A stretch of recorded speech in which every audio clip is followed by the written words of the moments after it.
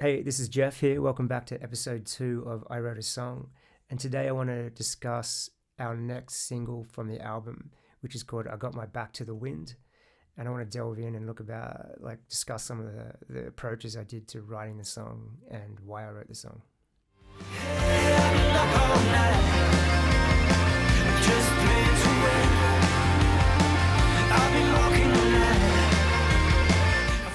Okay, so I wrote I Got My Back to the Wind about a night out I had at the casino. So we actually finished doing a gig, and I ended up with a couple of mates, and we went into, well, it was one mate. I won't name who that was. And we went into the casino, and we had a big night out, and didn't get home till really late the next morning. And it was during that next day that I just picked up the guitar and I started just like fiddling around with some chords, and the song flowed and came pretty easily. I didn't know at the time I was going to write about that the night that we just had out, but the song had heaps of kind of energy and forward motion. And I was like, hey, this could work with what happened last night.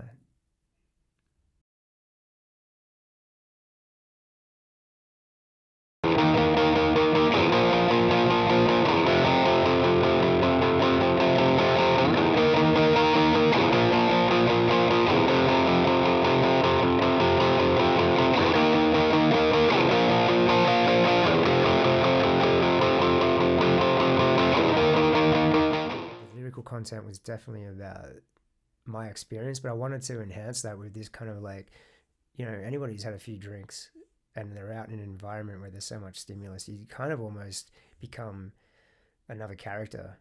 I do anyway.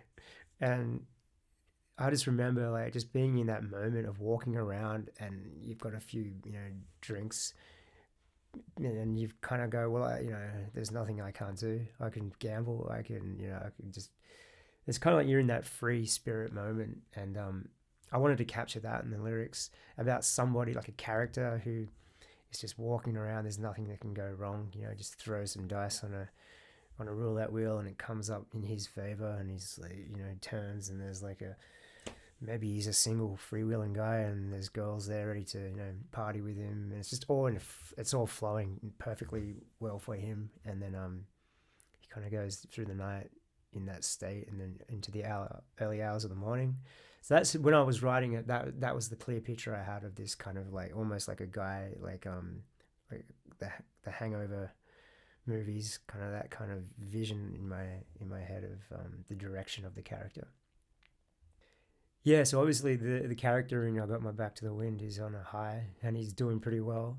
But yeah, maybe there needs to be a follow-up track where there's the come down, where you see him in the late afternoon with a drinking 𝘫𝘁 and wishing he'd never stayed out as long as he did.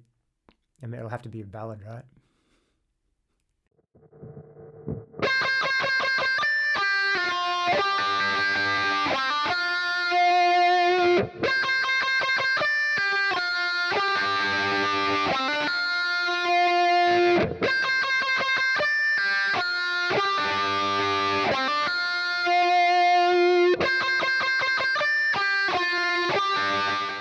If I haven't got something in that first 5 minutes, I put the guitar down, but this just happened to be flowing and I came up with the intro. I remember the intro coming up pretty quickly, and then I just sort of like messing around with something for the verses. And I think the whole song came together really quickly, probably maybe half an hour. I had the arrangement out, which, I just started sort of sketching out some lyrics to see, humming a melody to see what would fit. But this is one of those lucky, for those people who write songs, some come really easily, some take months. This one, it was like, it just wrote itself, and I was just kind of the vehicle for it in a way. So I was it kind of just flowed, and it was like within that short time period, I had the arrangement and the chords, and I knew what I wanted to sing about. The whole arrangement kind of comes at me, yeah.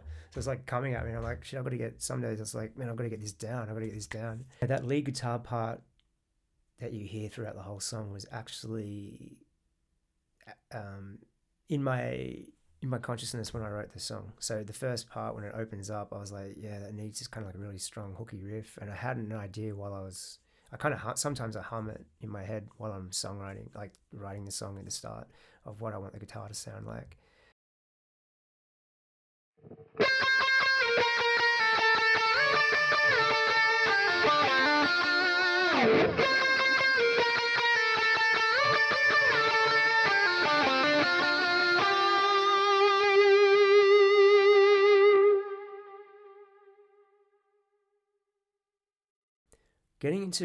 When I say I get into the flow of songwriting, it's kind of like a meditative state, and you forget about time, how long you've been sitting there, how long you've been concentrating on a certain part of the song.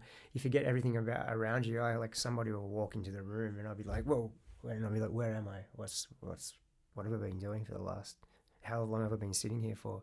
So you kind of do forget about time, space, and everything around you. And you just kind of get into this otherworldly kind of space, I guess. And I mean, it's hard to describe, but for some songwriters out there, I guess they understand what I'm talking about. And that can be great when that happens, because you kind of know, you have this kind of little feeling and that you know that you're onto something, and that this is going to be a great song. And well, in terms of what you think is a great song.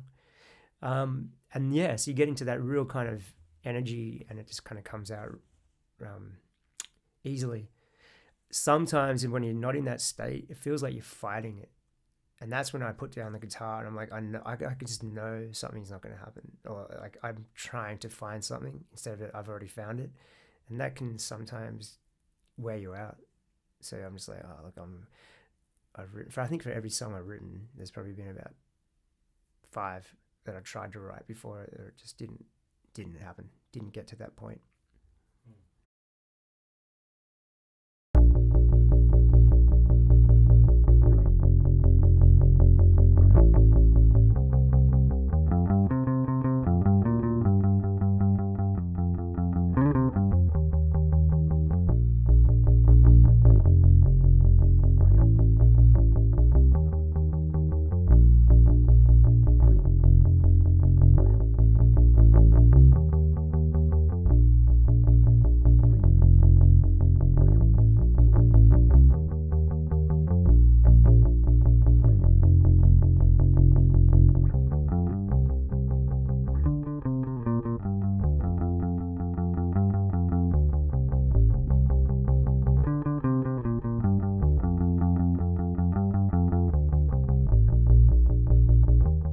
Vocal melodies that I'm writing now for Crystal Cities are definitely, I'm conscious about not trying to overextend my range and sing at the top of my range.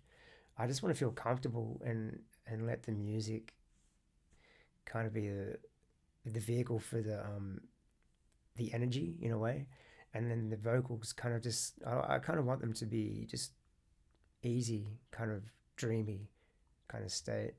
So I do find myself sometimes having to change the key, because I feel like, oh, okay, I'm starting to like get to the top of my register on this. So when I'm songwriting, that is a definite thing I'm conscious about, and I'll keep the key.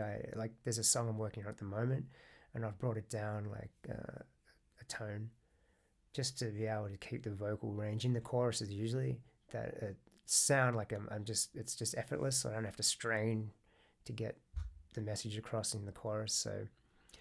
So yeah, the arrangement of the vocals is like it's evolution from where we were in other bands when I was songwriting. So it's evolved.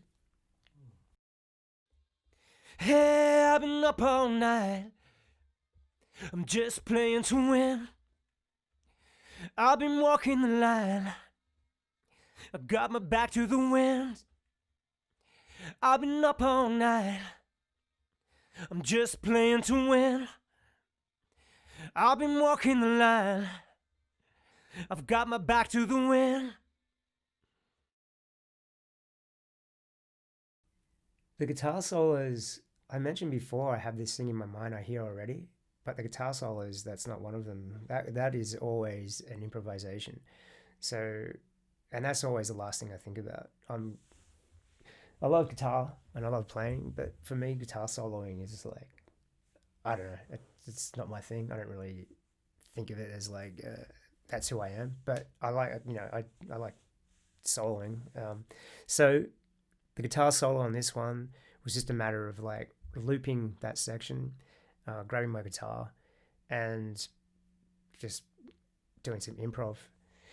And I usually use, like every guitar player, probably the pentatonic scales, some of the modes, just to, as my template to work from. But it's just, usually just free flowing. And I probably only ever work on it maybe 3 or 4 passes to get the idea. If it starts, otherwise you just sit there in an endless loop going, yeah, man, cool, I could do this. But then I don't want it to feel like that. I want it to feel like it's just somebody actually jamming on the song. So that's, whenever you hear a guitar solo in Crystal Cities, it was me just freestyling and giving it a maybe 5-10 minutes of just looping it till I was happy with something. And I am conscious that I don't want the guitar solo to be too long either. Otherwise, it's kind of like, well, I'm going to run out of ideas, or it just becomes boring for me. So I don't know about the listener. Man, I'm sure there's 100 million people out there who love guitar solos and want to hear and extend. Maybe in the next demo, we can always extend an outro and have a guitar solo that rips away for 5 minutes or something. But until that happens, you're not going to hear Jimmy Page 10-minute guitar solo in Crystal Cities.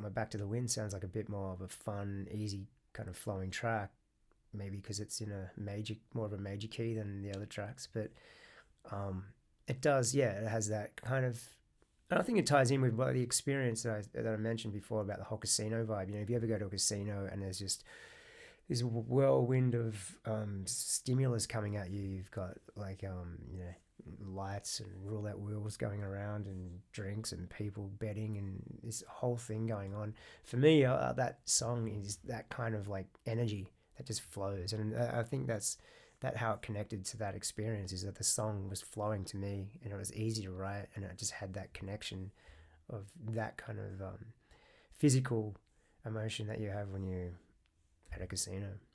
Thanks for sticking around and listening if you did, and I hope you enjoyed episode 2 of I Wrote a Song. So just to let you know, we are an independent band. Crystal Cities still pays. All the members are paying to be Crystal Cities.